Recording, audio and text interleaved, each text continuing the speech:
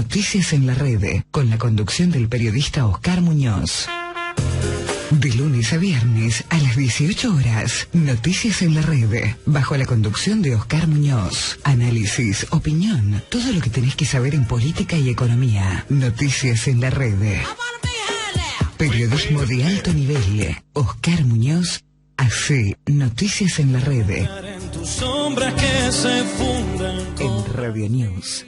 La editorial del señor Oscar Muñoz, aquí en Radio News. Yo muero cuando te veo a ti llorar y que si tu alma está triste. El que quiere oír, que oiga.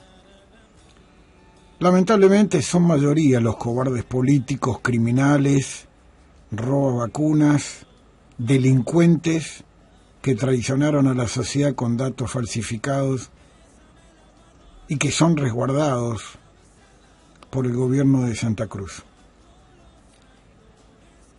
Estos cobardes políticos criminales de la provincia jamás deberían haber recibido la vacuna, porque con su accionar le quitaron la posibilidad de salvarse a los que están muriendo.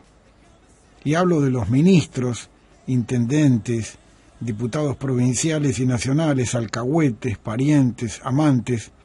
En realidad son todos lacras, que ni siquiera tienen el mínimo de honor y renuncian después de haber hecho lo que hicieron. Soportamos el día a día con el temor de contagiarnos, y posiblemente muchos de nosotros vamos a morir. Nos robaron las vacunas, y nos obligan a jugar a la ruleta rusa. Que sigan festejando y mostrando en las fotos los que reciben la vacuna. Salieron sorteados en la quiniela de las vacunas. El resto estamos solos en manos de Dios. La provincia de Santa Cruz recibió 31.750 dosis hasta la media tarde de hoy. Aplicó de la primera dosis 18.202 y de la segunda dosis, casi me da vergüenza, solamente 4.960 dosis.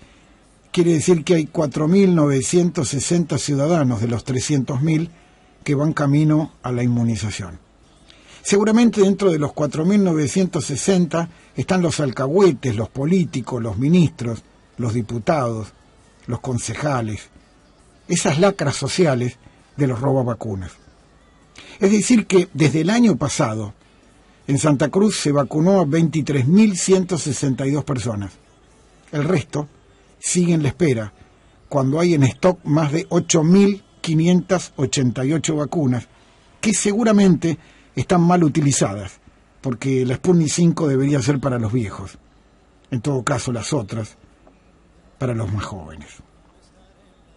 Según la última actualización oficial de la provincia de Santa Cruz, registra al momento un total de 613 muertos. Te repito, 613 muertos atribuidos a COVID desde que comenzó la pandemia.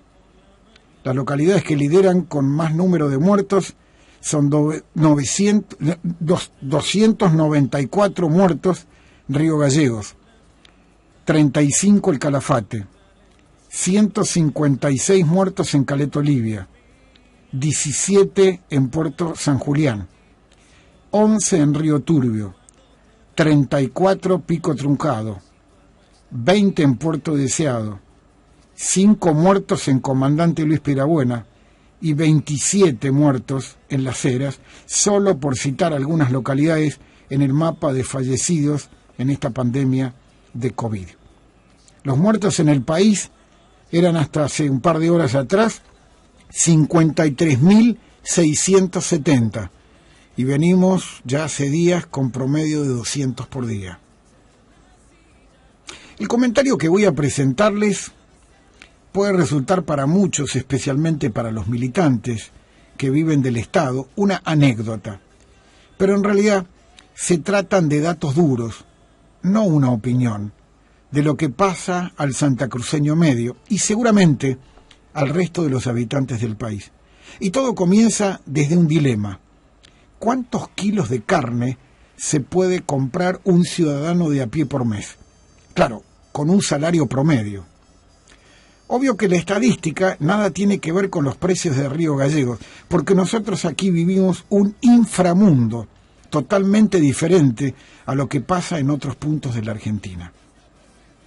Según un relevamiento del IERAL, que es el Instituto de Estudios Económicos sobre la Realidad Argentina y Latinoamericana de la Fundación Mediterránea, donde se estableció que la caída del poder adquisitivo y el ascenso de precios provocaron que la cantidad de carne mensual que se puede comprar con un sueldo promedio está en mínimos históricos y parece no revertir la tendencia. Por medio de cálculos realizados por el IERAL de la Fundación Mediterránea, en enero y febrero del 2021, el salario alcanzó para comprar solo 106 kilos de carne bovina por mes, cuando en el 2020 el número había sido 127. Pero abundando en estadísticas, podría decirse que entre julio del 2019 y enero del 2021, el precio aumentó a un ritmo de 6% mensual. Por tanto, la carne bajó un 10,5% la demanda en el mercado interno. El mejor registro del consumo de carne fue en el 2005, y hay que hacer la comparación. Desde el 2005, buscando el mejor año, se clava la aguja en el 2017. Casualmente un gobierno no populista, supuestamente liberal, cuando se podían comprar 159 kilos por mes, y desde entonces se dio una marcada declinación. En el 2018 pasó a 156, al tiempo que en 2019 había caído a 139 kilos. El centro del estudio, estableció que el poder de compra de los salarios está bajo, no solo contra la carne, sino contra todos los bienes de la economía. En la actualidad, los elevados precios de la carne responden principalmente al regreso de la Argentina al mercado internacional, que tuvo su correlato en una reducción de la mercadería que va al ámbito local. Supuestamente estamos en un gobierno popular. ¿Qué quiere decir esto en buen idioma? Que se está priorizando la exportación de la carne y no la de la venta en el mercado local. Y además, se están combinando dos factores. Uno se vincula con que los precios de la carne han subido bastante por una oferta relativamente escasa para abastecer dos frentes, tanto el interno como el externo. De acuerdo con la Cámara de la Industria y el Comercio de Carnes y Derivados de la República Argentina, en febrero del 2021, el consumo de carne vacuna por habitante profundizó la tendencia negativa del 2020 al llegar a 49 kilos por año. Y en comparación con el registro de 12 meses atrás, experimentó una caída del 3,2%. Y que si se realiza la comparación frente al 2008, año en el que se dio un pico en el consumo interno, la caída con el mes pasado del consumo de los ciudadanos de a pie es casi de un 29%. Por lo que los números indican, y salvando el relato oficial de los controles de precios y de los cortes supuestamente baratos por 3 días, el consumo está cayendo, los salarios están perdiendo poder frente a la inflación y que nada de lo que está como escenario económico puede revertir en el mediano plazo la situación de la caída, sustitución por terceras o cuartas marcas y la degradación de la alimentación familiar, que hará seguramente eclosión con el aumento de la pobreza e indigencia, que seguramente estará cercana al 50% de la población. Pandemia, inflación, pérdida del poder adquisitivo, de jubilaciones y salarios, más caída del consumo, se está convirtiendo en un cóctel sumamente explosivo y dañino. A quien no mata el virus, lo deja enfermo o lo pasa a la condición vulnerable social. Hoy en la Argentina se aplican unas 85.000 dosis por día. Claro, no es lo de Santa Cruz, que es un par de cientos nada más. De acuerdo con el promedio de vacunación diaria de los últimos días, dice esto, 85.000 por día.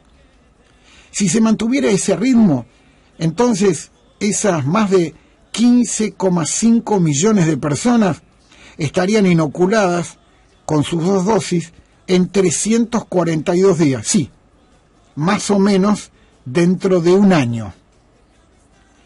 La inmunidad de manada podría tardar bastante más a ese ritmo. A esas 15,5 millones de personas habría que agregarle por lo menos otras 16 millones para alcanzar el 70% de la población argentina, incluidos los menores de 18 años. Uno de los escalones estimados por la Organización Mundial de la Salud para lograr esa tan ansiada inmunidad de rebaño.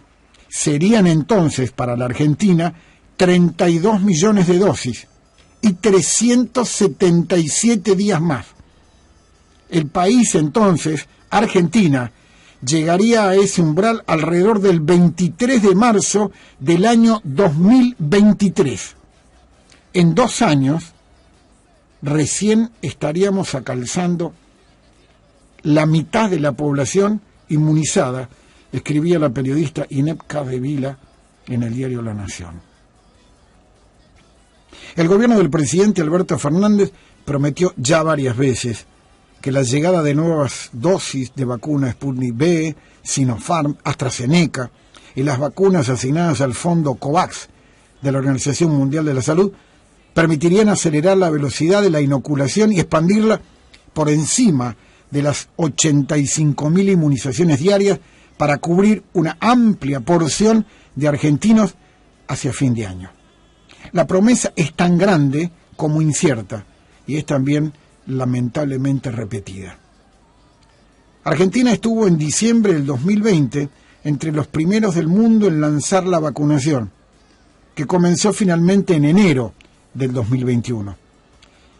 Ya tenía un número superior al de las naciones vecinas, incluso Brasil, Chile y Uruguay, todas economías que sufrieron menos el impacto de la pandemia que la Argentina. Para el gobierno del presidente Fernández, que tanto fanfarroneó con la comparación entre la gestión sanitaria local y la de otros países, por caso Chile, que ya llegó a los 5 millones de vacunados, la ilusión, sin embargo, duró muy poco.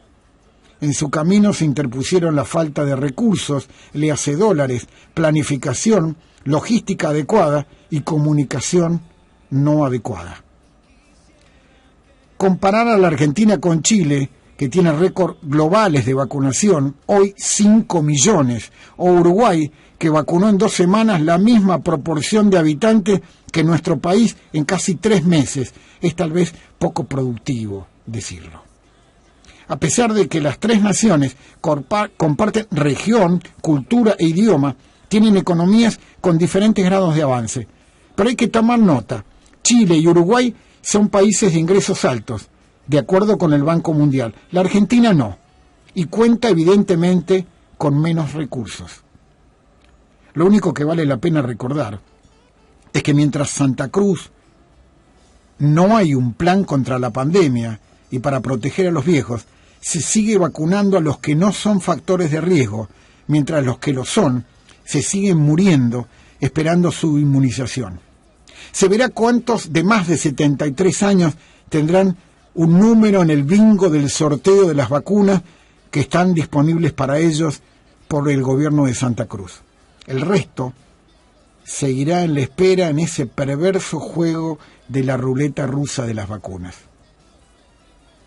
Porque no hay ninguna razón para pensar que el modelo pandémico de lo que comenzó como segunda ola en Europa a partir de la finalización del verano europeo y que hoy se sostiene en algunos países como Francia, España, Alemania o Italia, no le pase a la Argentina. Por eso, el que quiera oír que oiga y el que no que calle. Que Dios nos ayude o en quien ustedes decidan creer. Muchas gracias. Noticias en la red, con la conducción del periodista Oscar Muñoz. De lunes a viernes a las 18 horas, Noticias en la Red, bajo la conducción de Oscar Muñoz. Análisis, opinión, todo lo que tenés que saber en política y economía. Noticias en la Red. Periodismo de alto nivel. Oscar Muñoz hace Noticias en la Red.